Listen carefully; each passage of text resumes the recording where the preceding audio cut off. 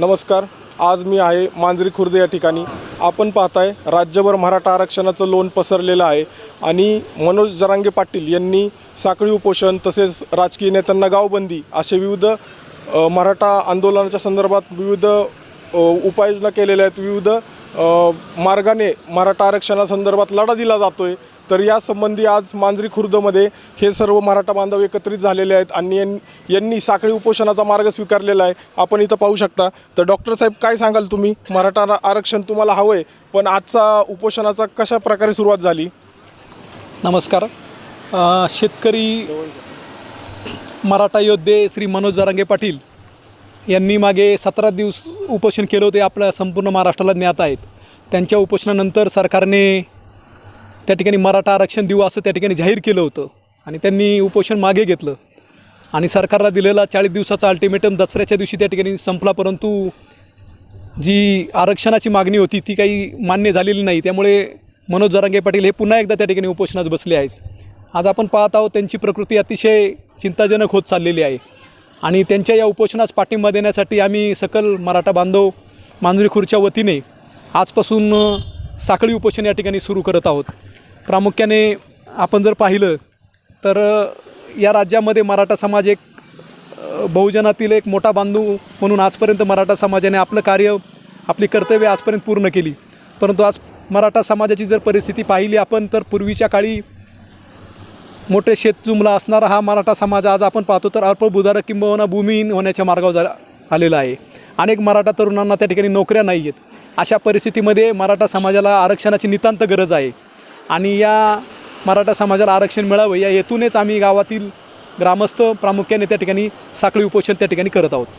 आपण बाकी काही मराठा बांधवांशी चर्चा करूया की आपण राजकीय नेत्यांना गावबंदीचा निर्णय घेतला आहे का? इथं खऱ्या अर्थानं गेली 1.5 महिन्यापूर्वी आपल्या महाराष्ट्राचे बहुजन समाजाचे नेते मनोज जरांगे पाटील यांनी जो उपोषणाचा निर्णय घेतला आणि आपली जी मागणी, मराठा समाजाची मागणी जी शासनापर्यंत पोहोचवण्यासाठी त्यांनी जे उपोषण केलं आणि ते उपोषण करत असताना शासनाने त्यांना 1.5 महिन्यापूर्वी जे शब्द दिला होता की त्यांनी मागं घ्यावे, त्यासाठी जे मागण्या मान्य केल्या होत्या, परंतु त्या मागण्या मान्य न करता दसऱ्याच्या दरम्यान तो कालावधी संपला आणि त्याच्यानंतर त्यांनी आमरण उपोषणाचा निर्णय घेतला आणि तो उपोषणाचा निर्णय घेत असताना खऱ्या अर्थानं मराठी समाजाचा विचार केला तर मराठी समाज गेली 70 ते 75 वर्षापासून त्या ठिकाणी मोठ्या भावाची भूमिका बजावत असताना खऱ्या अर्थानं सर्व समाजामध्ये काम करताना, सर्व बांधवांना, सर्व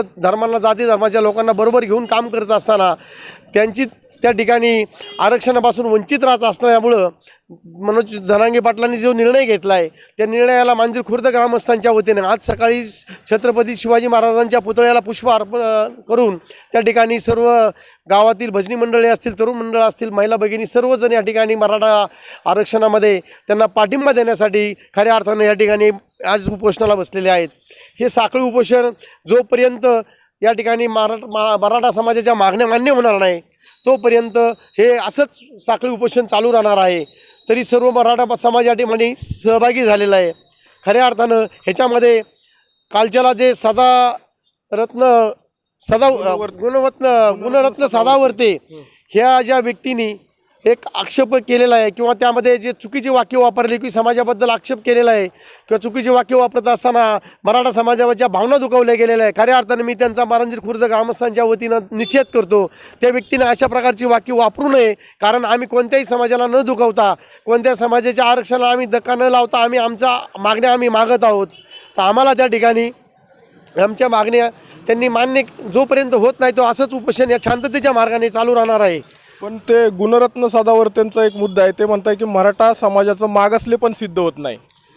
मागासले पण सिद्ध होत नसेल असं ते म्हणत असेल, परंतु मग त्यामध्ये आपण आपल्या आर्थिक निकष लावून जर त्याची जातीने आहे त्या ठिकाणी जनगणना व्हावी आणि ती जनगणना करून त्या ठिकाणी निश्चितपणे तो समाजापुढं किंवा शासनाच्या पुढं त्या ठिकाणी ती गोष्ट येईल.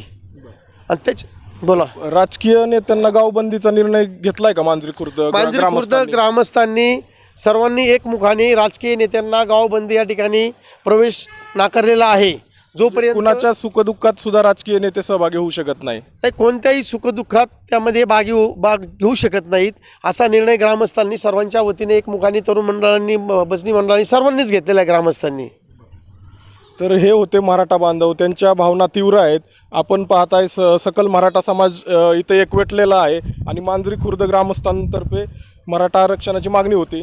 तसेच एक बांधव आहेत आपल्यासोबत, काय सांगाल आपण? मराठा समाजाला आरक्षण मिळवून देण्यासाठी माननीय जरांगे पाटील यांनी जे आंदोलन चालू केलं आहे, उपोषण चालू केलं आहे, त्या उपोषणाला पाठिंबा देण्यासाठी अखिल मांजरी खुर्द गावच्या वतीनं मराठा समाजाच्या वतीनं बेमुदत साखळी उपोषण चालू केलं आहे. मराठा समाजाच्या ज्या मागण्या आहेत सरकारने त्वरित त्या पूर्ण कराव्यात यासाठी हे उपोषण आहे. आजपर्यंत मराठा समाजाने खूप सहन केलेला आहे. मराठा समाजावरती खूप अन्याय झालेला आहे. त्यामुळे तो अन्याय आता तरी कमीत कमी सरकारने तो दूर करावा, सरकारने चालढकल बंद करावी अशी मराठा समाजातर्फे सरकारला विनंती करण्यात येत आहे.